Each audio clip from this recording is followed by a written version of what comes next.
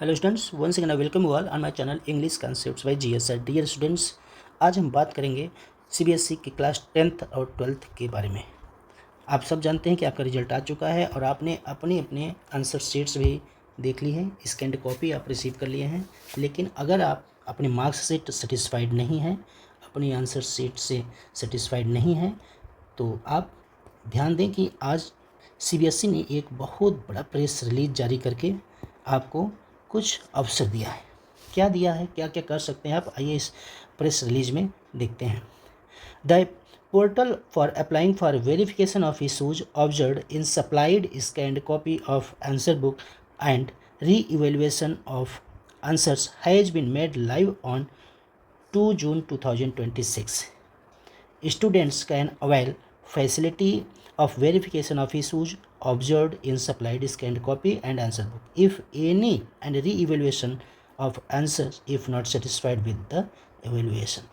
This facility can only be availed by the students who have obtained scanned copy of their evaluated answer book. तो ये facility जो marks recheck कराने का है, copy री evaluate कराने का है, उन्हीं बच्चों को प्राप्त होगी जो अपनी स्कैन्ड कॉपी ऑलरेडी रिसीव कर चुके हैं। तो होप कि आप सबने अपनी स्कैन्ड कॉपी रिसीव की होगी। तो आप अपने मार्क्स को देख लें, उसको वेरिफिकेशन करा लें, या फिर आप सेटिस्फाइड हैं कि आपकी कॉपी अच्छे से चेक नहीं हुई तो आप उसको री इवेलुएट भी करा सकते हैं। ठीक है, इन्होंने कुछ प्रोसेस दिया है सीबीएसई ने, आइए देखते हैं। फर्स्ट प्रोसेस क्या है। Students will log in to their log in account on CBSE website already इन्होंने दे दिया है कि आप यहाँ लॉग इन करके आप अपनी स्कैन्ड कॉपी को चैलेंज कर सकते हैं। पॉइंट नंबर 2 में क्या है। Once logged in as per their choice they can select the facility और facilities they desire to apply for. Means कि आप लॉगिन करने के बाद आपको जो सुविधा चाहिए सीबीएसई की तरफ से, आपको जो कंप्लेन है, आप वहाँ से अप्लाई कर सकते हैं। थर्ड है, students should note that they will be required to input their Aadhaar number for log in into the portal. आप पोर्टल पर तभी लॉगिन कर पाएंगे जब अपना आधार नंबर इंटर करेंगे, तो ये ध्यान रहे। Number 4, please note that the entire process for submission of requests and payments of the prescribed fee is completely online. आप डियर स्टूडेंट्स ध्यान दें कि आप जो भी इशूज़ हैं ऑनलाइन ही, जो यहाँ पर वेबसाइट दिया हुआ है उस पर अप्लाई कर करके लॉगिन करके आप कर सकते हैं। आप ऑफलाइन नहीं कर सकते। इसका सीधा मतलब है कि इसमें स्कूल इन्वॉल्व नहीं होगा या फिर सीबीएसई के रीजनल ऑफिस इन्वॉल्व नहीं होंगे कि आपका लास्ट डेट ओवर हो जाए और आप स्कूल का चक्कर लगाने लगें या फिर सीबीएसई ऑफिस का चक्कर लगाने लगें कि आपका फॉर्म सबमिट हो जाए या आप ईमेल कर दें, तो ऐसा पॉसिबल नहीं होगा। इसलिए जो गिवन टाइम है उसी के बीच आप लॉगिन करके अपने सारे रिक्वायरमेंट्स पूरी कर लीजिए। आइए टाइम लाइन्स देख लेते हैं।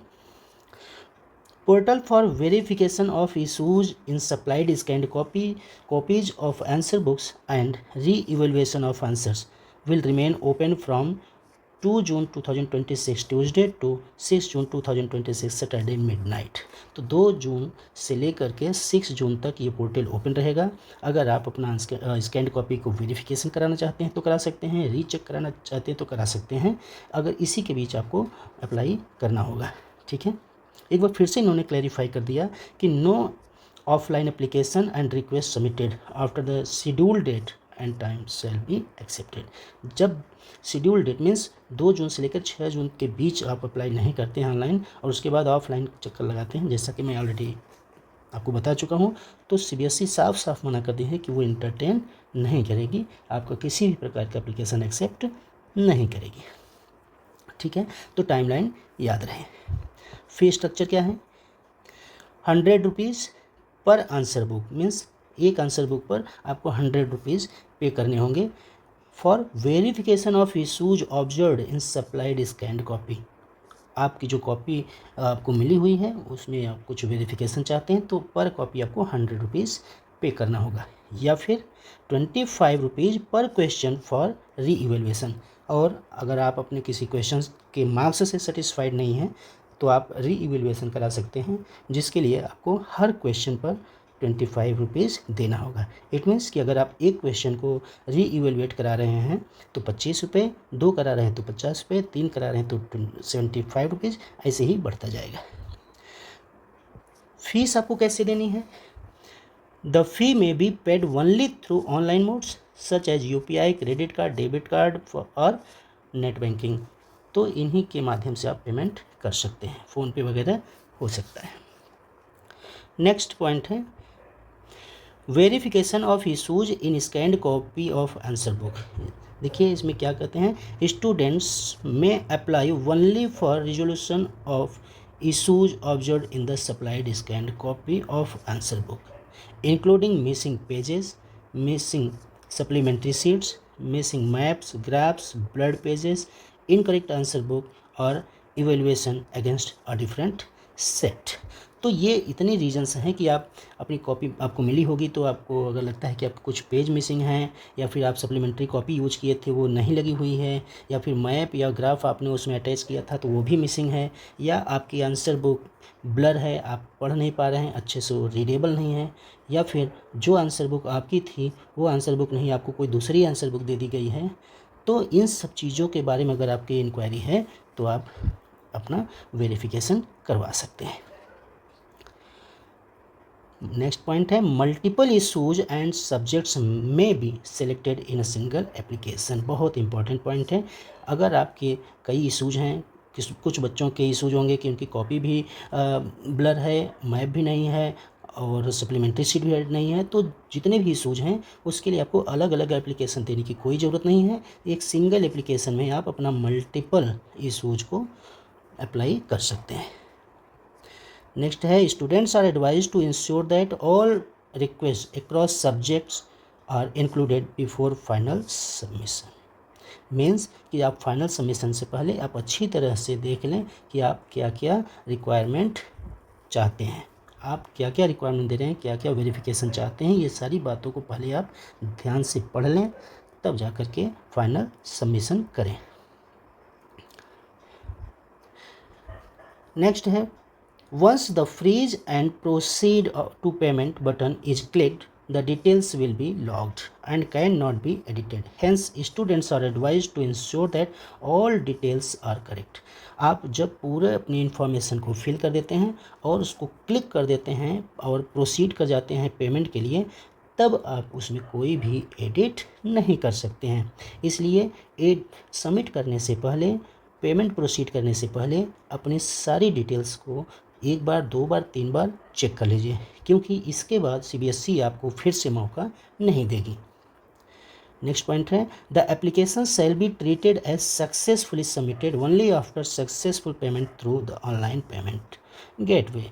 तो आपका फाइनल सबमिशन तभी माना जाएगा जब आपका पेमेंट सक्सेस हो जाएगा। तो कहने का मतलब यह है कि किसी भी पॉइंट को आप छोड़े नहीं, स्टेप बाय स्टेप हर चीज़ को फॉलो करें और कंप्लीट करें, और जो आपका फाइनल पेज हो उसको डाउनलोड कर लें, अपने पास सेफ रख लें। Only one application for verification of issues is permitted. ये ऑलरेडी बता दिए हैं कि जो भी इशूज हैं आपके, केवल एक ही एप्लीकेशन आपका एक्सेप्टेड होगा, परमिशन उसको मिलेगा। आप चाहें कि आप एक एप्लीकेशन भर दिए हैं, उसमें कुछ इशूज रह गए हैं, तो कोई बात नहीं, आप जमा कर दिए 100 रुपीज़, फिर आप चाहें कि हम फिर 100 रुपीज़ जमा करके आप दूसरा एप्लीकेशन दे देते हैं, तो आपका एंटरटेन नहीं करेगी सीबीएसई, वो परमिशन नहीं मिलेगा। इसलिए बहुत ध्यान से केवल एक ही एप्लीकेशन फॉर्म फिल कीजिए। Students may thereafter download and track the status of their application through the portal. जब फाइनल सबमिशन हो जाए, पेमेंट हो जाए, तो कंफर्मेशन पेज जो होता है उसको आप डाउनलोड कर लें। Re-evaluation of answers. Students may also apply only for re-evaluation of one और more questions across one or more subjects by providing the required details including question number, page number as the case may be। Means कि बच्चों को अगर किसी भी question पर कोई या फिर मल्टीपल क्वेश्चन पर ऑब्जेक्शन है तो उसको री-इवैल्यूएशन करा सकते हैं। Now students should ensure that all intended requests across subjects are included before final submission। तो आप जो भी एक सब्जेक्ट हुआ, एक से अधिक सब्जेक्ट है, किसी में भी आपको डाउट है तो आप री-इवैल्यूएट करा सकते हैं, बट उसको आप अच्छे से जांच लें, परख लें, पूरी तरह से सेटिस्फाइड हो जाएं, तभी जाकर के उसका फाइनल सबमिशन करें।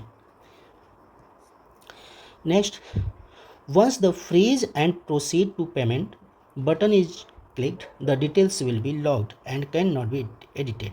Hence, students are advised to ensure that all details are correct. It may be ensured that all questions are required have been selected before proceeding for payment. The application shall be considered successfully submitted only after successful online payment. Only one application for a re-evaluation is permitted. Students may submit only one application each for verification of issues or re-evaluation and are therefore advised to decide in advance whether to apply for one or multiple subjects. तो CBSE का कहना है कि आप एक subject या एक से अधिक सब्जेक्ट पर अप्लाई करना चाहते हैं री-इवेल्युएशन के लिए या फिर वेरिफिकेशन के लिए, तो आप पहले से ही इंश्योर हो जाइए, पहले से ही आप पूरी तरह से कंफर्म हो जाइए, तब अप्लाई कीजिए।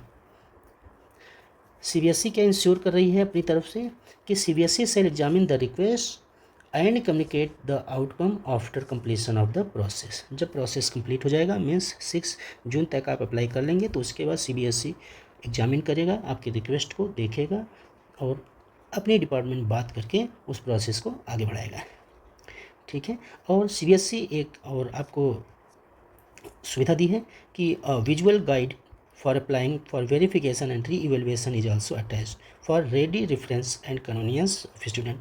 तो आपके सहूलियत के लिए इन्होंने एक विजुअल गाइड दे रखे हैं, आप इस लिंक पर आप क्लिक करके वो वीडियो देख सकते हैं कि कैसे आप अप्लाई कर सकते हैं। एक लास्ट रिक्वेस्ट सीबीएसई की तरफ से है, एडवाइस है, रिक्वेस्ट नहीं एडवाइस है। Candidates are advised to adhere to the schedule and submit their application within the stipulated timeline. All terms and conditions mentioned in the earlier notices shall remain unchanged. तो आपसे ये आपको सलाह दी जाती है, advice दी जाती है कि आप जो लिमिटेड टाइम दिया गया है उसी के बीच अपने सारे प्रोसेस को पूरा कर लें। ठीक है। तो होप कि आप ये इन्फॉर्मेशन पूरी तरह से समझ गए होंगे और प्रोएक्टिव होकर के आप अपना आंसर्स रीचेक करा सकते हैं, अपनी आंसर बुक को वेरिफिकेशन करा सकते हैं। Thank you.